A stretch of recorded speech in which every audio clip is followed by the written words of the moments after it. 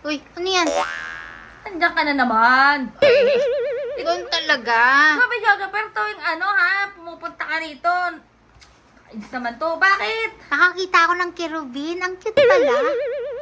Cute? Oo, yung kerubin. Kasi Kasi sa yung- simbahan. Yung napapanood kong Kerubin, hindi cute eh. Ha? Hmm. Ano naman yan? Ito.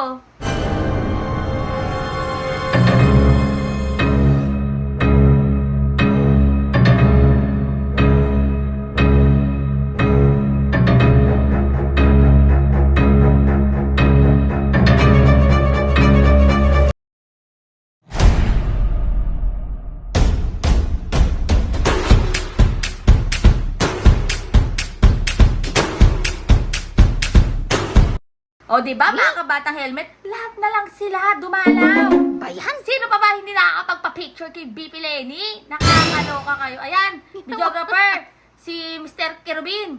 Dumalaw din sa Naga. Kung babalikan nyo mga kabatang helmet at iisipin nyo, sino nga ba si Mr. Kerubin? Di ba? Siya lang naman ang nagdeklara na hindi niya daw susuportahan si VP Lenny kasi nga daw, yung mga nauugnay, videographer, about sa mga NPA. Aba! Mga NPML ka.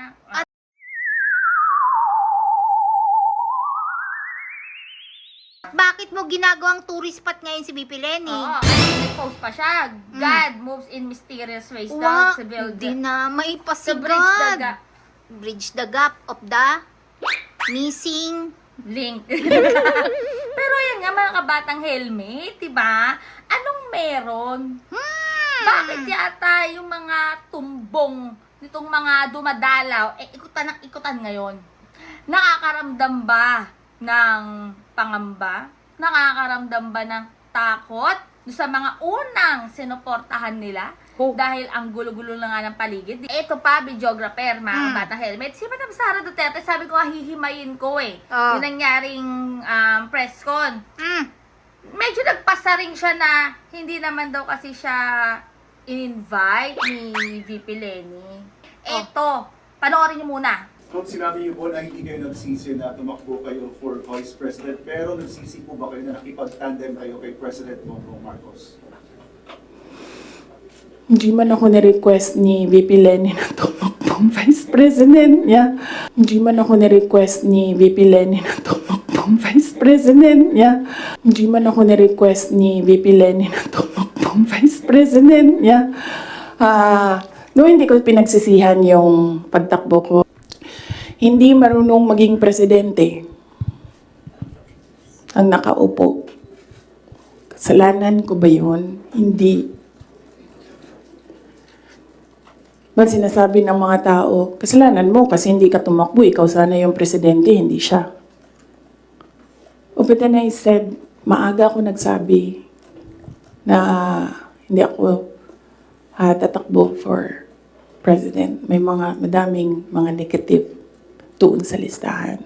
Okay, so.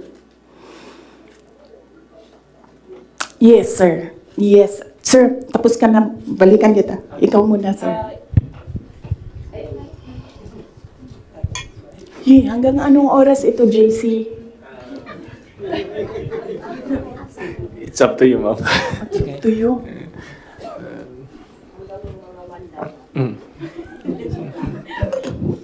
Okay. Madam VP, with all this revelation that, ayun nga, meron kayong mga request kay President Bongbong Marcos in case he wins, which is he won. And of course, yung conversation nyo with Senator Amy Marcos. Ngayon ba, do you regret teaming up with President Ferdinand Marcos during the 2022 elections? Alam mo, inisip ko yan. Naisip ko na yan. And then naisip ko kasi, ganito. Sila yung tumatakbo, diba? Tumakbo si BBM, tumakbo si Lenny. So, either lang naman sa kanila yung mananalo noon. Tapos mayor ako ngayon. Imagine natin, parallel world na either sa kanila ang president and then ako ang mayor. So I'm sure, lahat ng mga nakapalibot sa kanila, magtitingin pa rin sila sa akin doon sa Davao City. hahabulin pa rin nila ako doon sa Davao City because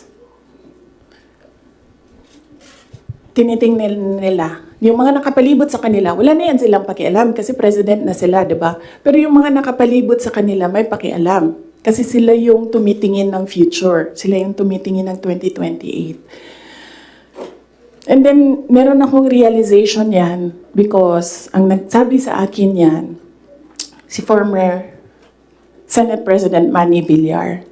Sabi niya, wala kang kawala dyan. Saan ka man magtago, saan ka man pumunta, hahabulin ka nila kasi tinitingnan nila ang 2028. Ma'am, may hanging question ako sa inyo the last time kasi ito yung tungkol dun, yun nga, you're referring nga yung tungkol doon sa tandem ninyo with the President, BBM. And do you think po ba may regret po ba din kayo? Kasi yung mga supporters ninyo were forced to vote for the President as tandem. Yun nga yung sinasabi ko before na kasi may mga supporters din si President Marcos sinasabi na budol din sila sa Nino? inyo. Budol ako. Oo, nabudol din daw kayo sa nabudol din sila sa inyo. Kasi parang ganun sinasabi ng mga loyalista ni BBM na bumoto sa inyo as tandem. So, pwede na po ba masagot yun, ma'am, kung sa tingin niyo po ba bumaba yung pagbaba ng inyong suporta sa mga loyalista ni BBM ay enough parang enough po ba sa inyo na or does it matter po ba na bumaba yung suporta ng mga loyalista ni BBM sa inyo? Hindi ko alam kung ano yung nire-refer nila na nabudol ko sila. Hiningi nila sa akin yung kampanya ko, binigay ko sa kanila, nanalo sila. So, saan doon ang budol? Nung tumulong ako sa administration, ang DepEd was what? Top 3? The morale of the teachers were so high na they were happy maghirap na magturo, rain or shine, doon sa mga classrooms. So, saan doon ang budol? Sa akin ba yon kung number 3 ang DepEd? Ako ba ang presidente? Hindi. Sa kanya yon. Cabinet member lang ako. Diba? Accomplishments ng DepEd. Sa akin ba yon? Hindi. Sa bayan yon. Accomplishment yun ng president. So, budol. Miss Aracel Garcia, Fuji TV. Hi, good Yes. afternoon. Hello. Yeah, during the time of your dad as president, he was not also having good terms with the Vice President Lenny, and now apparently parang naging naging president yon on this administration as well. How do you feel about that? And my follow-up question would be, are you looking into running on 2028 as president? Okay. So, si PRD, in all fairness to the person, hindi yun nanggigipit ng tao. Hindi niya ginipit si Lenny Robredo. Tinanong ko, bakit 700 lang yung budget ninyo at the time? Kasi 700 lang talaga ang pinropose. Hindi natin alam anong rason. Yan yung sinabi ko doon sa budget hearing. Hindi siya nanggigipit. Sinuspend ba ni PRD o tinanggal sa pwesto mga politiko na kaibigan ni Lenny? Lahat ng mga tumatanggap sa kanya doon sa iba't ibang lugar, na-suspend ba yun? Nawalan ba ng budget? Wala naman. I don't remember anyone ever complaining na naalis sila sa pwesto kasi kaibigan nila sila ni Robredo. Wala. So, hindi yan siya mahilig manggipit ng kalaban. Kung maalala niyo, kalaban niya sa politika, hindi sa personal na buhay. Sa politika, si Speaker Nograles, Never yon nagipit sa Davao City. Si Trillanes. Yan. Mortal enemy niya si PRD. Si PRD thinks nothing of him.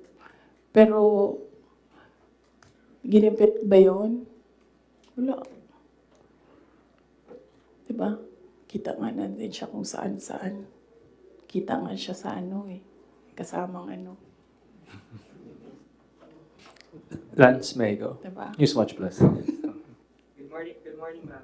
Hello. Good morning. Good morning. Yes, sir.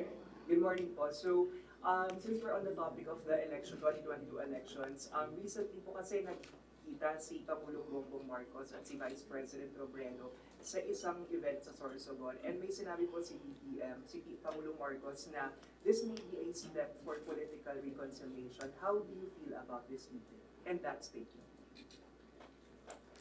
Wait lang ha. And the 2028 question, ma'am. Oo. Sa sunod na lang yan, ma'am. Ano ba yung sinabi ko na date? Kailan nga ba yun? Fourth quarter of 2026. Fourth quarter of 2026. So, kung mag-advise ako kay Lenny,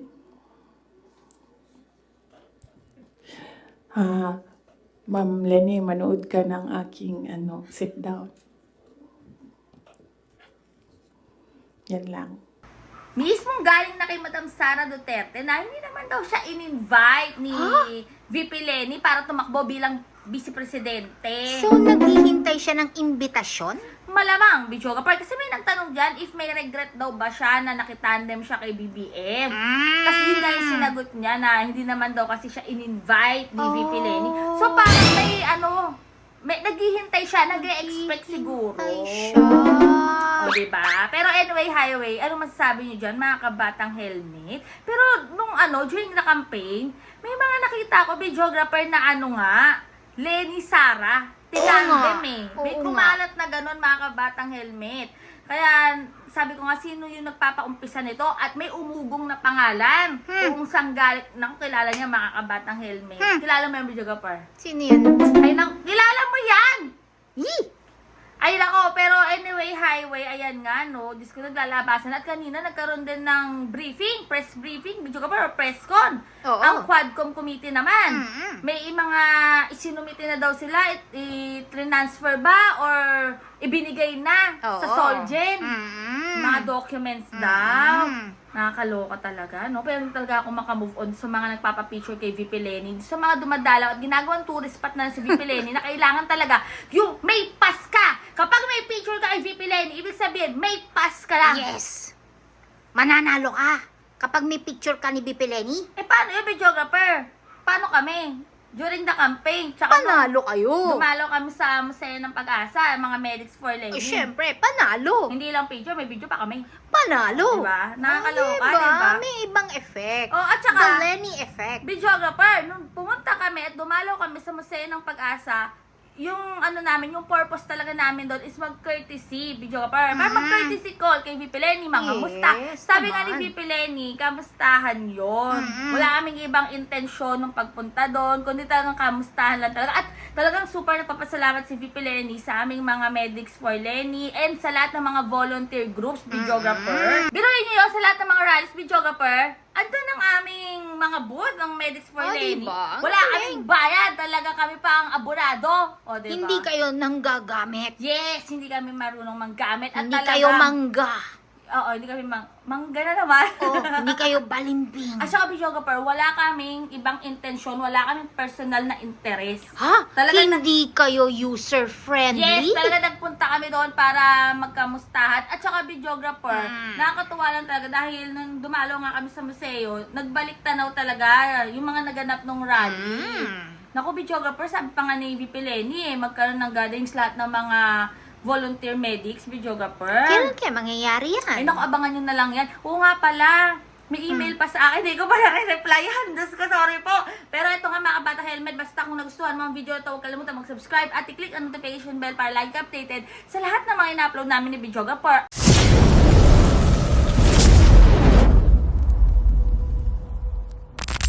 And Nako, videographer, dahil nga nakapasok na daw ng PAR ang bagyong Christine, mag-ingat po tayong lahat, di ba? Kung saan man kayo parte ng Pilipinas na nandoon, mga kabatang helmet, mag-ingat po tayo. And kung kailangan nyo po agad ng tulong ng rescue, mag-PM na agad, di ba? Magpalikas na. Oo. Huwag nang hintayin tumaas pa yung baha. Ay, may baha. Ay, naku, Diyos ko, Ganun. videographer. Ay, hanggang leeg na. Oo, tapos doon lang magpaparescue. Nako, hindi. Kailangan prevention tayo kagad ngayon. Para hindi na maulit pa yung mga dating nangyari na Oo. marami talagang naapektuhan. Basta stay happy, stay healthy, and stay safe tayo as always. Sabi nga sa buhay, nag-helmet din ng bukid. Keeps getting better every day. God bless everyone. Bye! Nakakaloka talaga. Papicture sila na papicture.